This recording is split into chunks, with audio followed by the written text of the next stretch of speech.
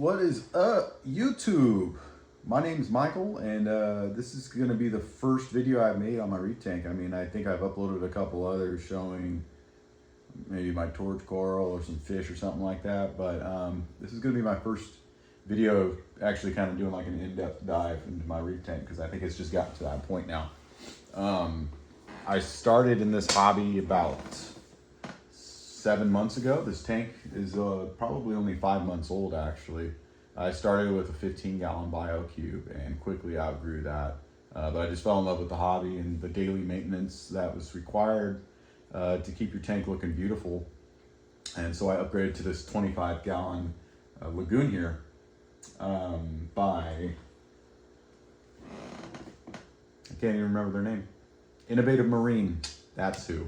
Great company, by the way. Good product, love it. Other than this door here, that doesn't quite close all the way. Not close that time. Anyways. So yeah, this is it. It's 25 gallons. I consider it a mixed reef completely. I have a lot of euphyllias in here. Torch corals are probably my favorite coral. So those are my main focal points. I have a variety though. I have elegance coral, which you'll see front and center.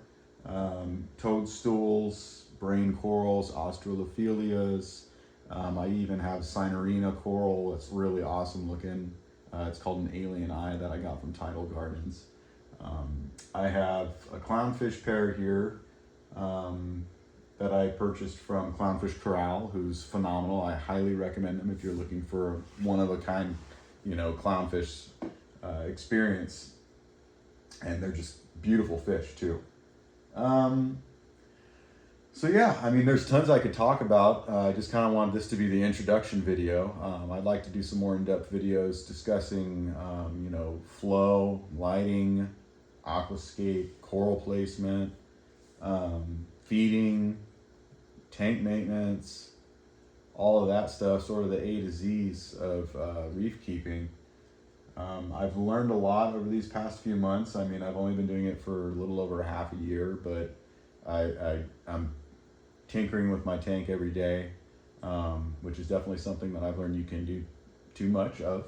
But it's also kind of a requirement for it to be stable, and especially with a nano reef like this, there's fluctuations that can happen rapidly. So the more on top of things that you are, the earlier you'll catch them and be able to correct them. That brings me to another point. I'll definitely have another video where I'm discussing like dosing and water parameters, what I found works best in a mixed reef with livestock, and sort of how to keep things stable, and or at least what I do to keep things stable in a nano reef. So yeah, 25 gallons, mixed reef, lots of LPS. I have my SPS focused in the mid to upper part of the tank, where you're going to get the higher par readings. I just started introducing some montiporas into my tank, which I'm kind of having a hard time with, but I also noticed that my magnesium levels have been a bit off, so I think that's going to be the main leading factor as to why they're not doing so hot. But I'm hoping I can see some quick recovery there.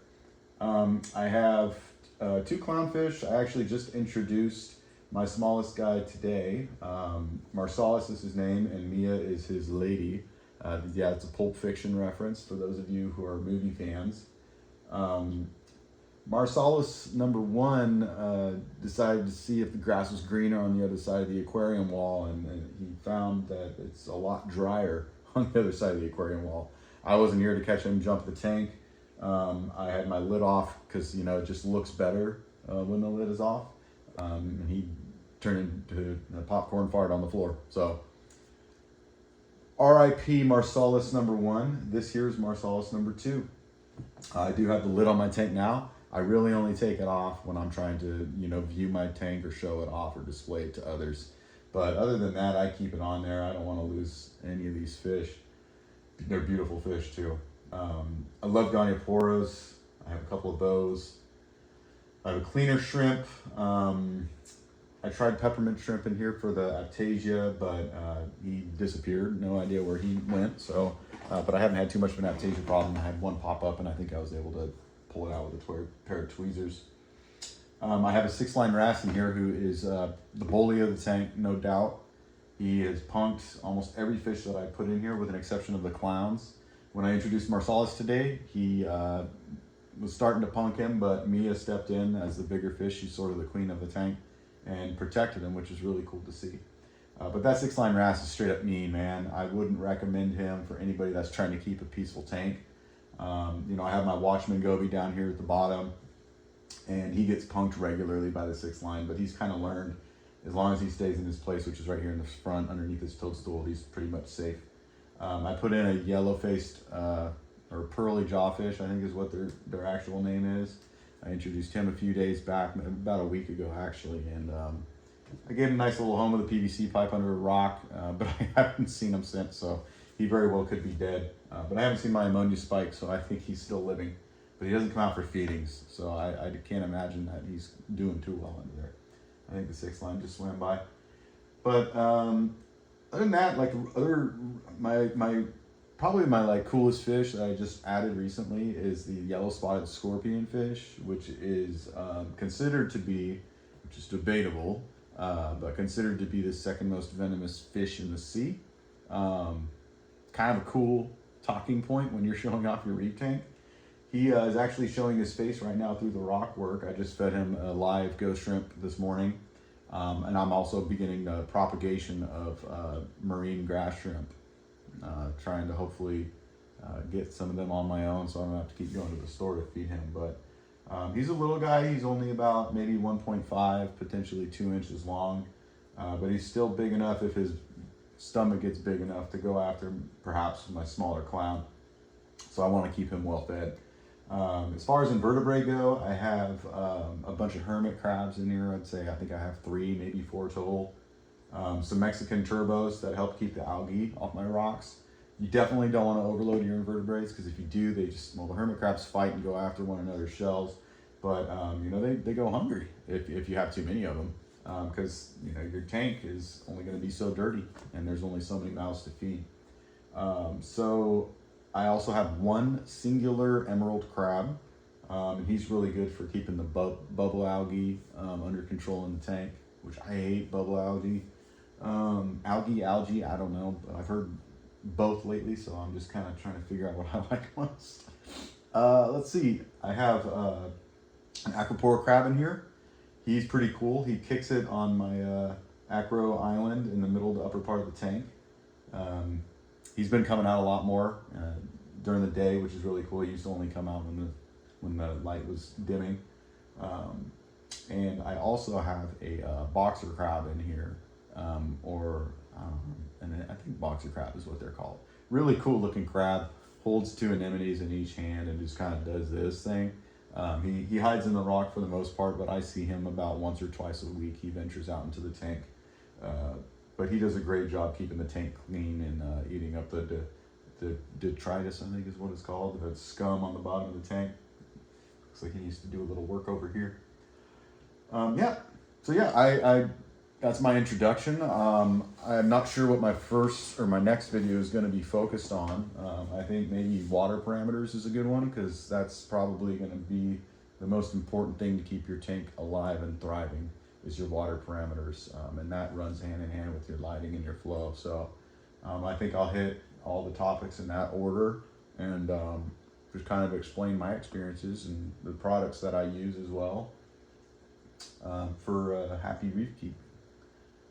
I absolutely love this lagoon from Innovative Marine. I'm super pleased with my purchase. I didn't want to go too big, but this also doesn't really have the feel of a nano tank. I mean, I have a lot in here. I have tons of corals. There's lots of space. You can get really creative with your rock work. It doesn't feel like a nano tank like my last tank did. You know, hopefully one day I might be able to upgrade to a larger tank. I already have my eyes on a couple, like maybe a 50 or a 125 lagoon. But I just think it's a great shape, and it's a beautiful tank. It looks like a really nice piece of furniture if you're one of those people that cares what your home looks like, which my wife definitely is. So I had an easier time convincing her to get this tank because it matches our doors and our baseboards and all the trim in our house. So after having this tank up and running for about 5 months now, I feel like I have it pretty dialed in. The flow's dialed in, my lighting is 100% dialed in, and you know, something you read often is not to make too many changes. You know, do your changes slowly and over time so that your corals adapt. 100% true. You got to be careful. It's really easy to get too finicky, or you know, increase your flow and think, oh, it's too much, and take it down. Oh, that's not enough, I'm gonna bring it up, and that stuff's really hard on these corals. And especially lighting is a big one. If you question your lighting, you think it's too bright, you take it down a notch. You know, that's one thing, but you know, spiking it too much all at once can really damage your corals. So you got to be really careful. I know my tank is what some would consider a pretty nice looking tank. I think it is. I'm really happy with it, but I have lost a lot of corals in this process, and I've lost a lot of money as a result. I think all of us have the same goal: have as awesome of a look as have as cool of a tank as possible with as minimal of a cost as possible. Also, definitely a hobby that can, you know, eat up a lot of money, but it's also one that you can you know, do on a budget as well. I just prefer to go the high road and go over the top with things, just because that's who I am. And yeah, so thanks. Hope you like my video. There's more to come. If you thought this video was awkward, I did too. It's okay. We'll be friends. And my next ones will hopefully not be as awkward, because I'll be used to talking to a camera for you know, 10 minutes. Anyways, that's it. Hope to see you next time. Peace.